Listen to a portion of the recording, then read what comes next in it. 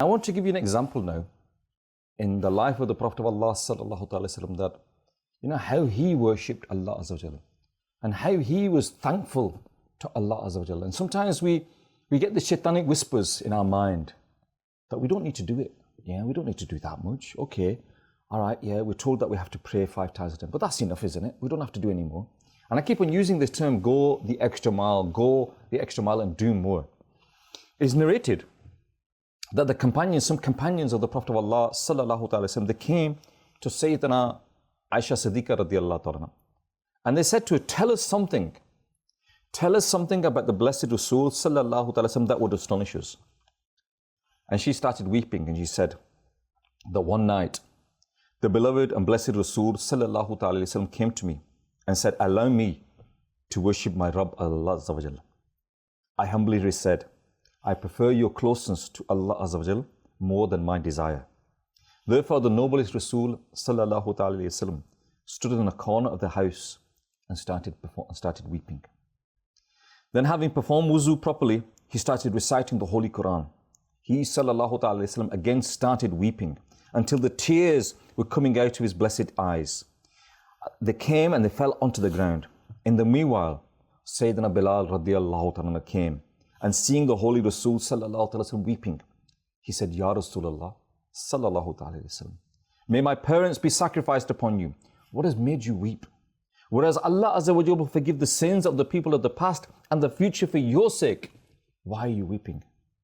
Allahu Akbar, Allahu Akbar, Allahu Akbar. The Prophet of Allah sallallahu alaihi wasallam said, should I not be a thankful person? Should I not thank Allah Azza wa Jalla? And viewers of Madani Channel, the Prophet of Allah sallallahu alaihi wasallam is that individual who is masoom, innocent. He is the leader of the masoom and innocent people. Yet he would still worship Allah Azza wa Jalla. And he would worship Allah Azza wa Jalla so much that tears would come down his eyes. And he had the glory and the dignity, and yet still he had this mindset to worship Allah Azza wa Jalla and be thankful to Allah Azza wa Jalla. Whereas today we think to ourselves, well, I read my namaz 5 times a day. I fasted during the month of Ramadan. I went on the Hajj. What more do you want from me? Allahu Akbar. Do we even know whether our namaz is accepted? Do we even know whether our fasting is accepted? Do we even know whether our Hajj is accepted? And yet we see the Prophet of Allah sallallahu alaihi wasallam, obviously the owner of paradise, the grantor of paradise. With regards to his status, the beloved and Rasul sallallahu alaihi wasallam said, on the day of judgment, listen to this, viewers of Madani Channel, on the day of judgment, first of all, I will come out from my shrine. When people will come out in the form of groups, I will be the leader. When they will become silent due to the horrors of the day of judgment, I will be the khatib, I will be the sermonizer. When they will be stopped, I will be the intercessor. When they will be hopeless, then I will be the one who will give them the good news. I will have sublimity and grandeur and the keys of all of the treasures of Allah Azza wa Jal in my hands. And among the offspring of Sayyidina Adam alayhi salam, I will be the noblest one in the sight of Allah Azza wa Jal. And 1,000 servants will be around me. Allahu Akbar. Allahu Akbar. He's saying that, there's also many sayings of the Prophet of Allah sallallahu alaihi wasallam, that when he stood up and worshipped Allah Azza wa Jalla, he would stand up for such a long time that his feet would begin to swell.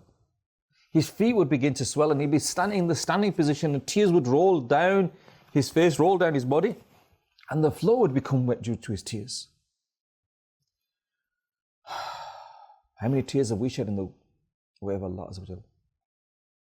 How many times have we raised our hands and cried? Cried seeking the mercy of Allah Azza wa Jalla. Cried seeking the forgiveness of Allah Azza wa Jalla. Cried in the fear of Allah Azza wa Jalla. How many times have we raised our hands and done shukr in the court of Allah Azza wa Jalla? How many times have we been thankful for what Allah Azza wa Jalla has bestowed upon us?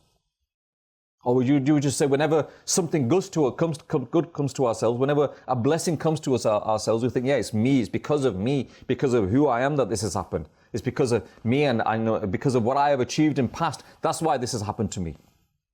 Everything you have achieved so far, everything you will achieve, is all coming to you as a blessing of Allah Azza wa Jalla. Do we ever thank Allah Azza wa Jalla? Do we ever remember Allah Azza wa Jalla? And due to our young age, this is a blessing. I want to share something with you, viewers of the channel.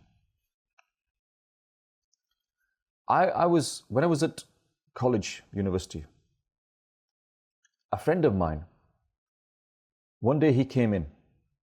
And just before I mention this, he was brought up, his father was a milkman, they used to deliver milk. And so he was brought up literally drinking milk every day. So he would drink a pint of milk every day, a litre of milk, 2 litres of milk was nothing for him. So he was young, he was strong, he was very, very strong. And I remember seeing him at college, university, and he used to arm wrestle people. You know when they arm wrestle people? And he was very, very strong. And one day, he came into the university and he was shaking. And someone joked with him and said, "Oi, what are you doing? You've not been drinking alcohol, have you?" And he says, "Astaghfirullah, I don't go near uncle. What are you saying? Don't be stupid." Yeah, but you're shaking. He said, "Yeah, maybe I feel as if I'm not, maybe I didn't sleep properly last night." And then the second day when he came into the university, the same thing happened again. And so he got concerned that something's not right, that I'm shaking, I'm not stable on my feet. So they took him to the doctors. And when they took him to the doctors sent him to the hospital. The hospital then took some liquids out of his spine and told him that he has a nervous system illness that will take away all functionality of his body. He was a young man. That same young man who used to be able to beat everybody in arm wrestling. Within a short space of time, he was bedridden. And I remember going to see him.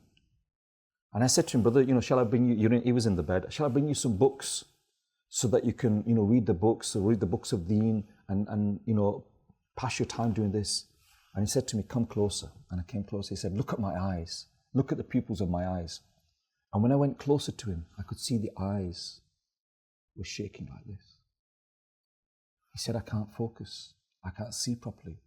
I know it's you, but I cannot see you clearly. I will not be able to read books."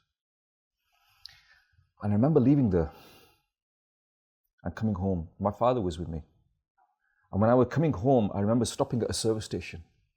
And I put my hand on the door of the service station to go inside the service station. And I stopped there. And my father said, "Beta, what's up?" And I said, "Abbaji, I'm just looking at my hand and thinking to myself, how lucky I am that I can open this door. My friend can't do that. My friend can't do that." He was in his youth. He was in the height of his youth. Yeah. He was so strong. And he was known for his strength. But overnight, that health, that strength, it all disappeared.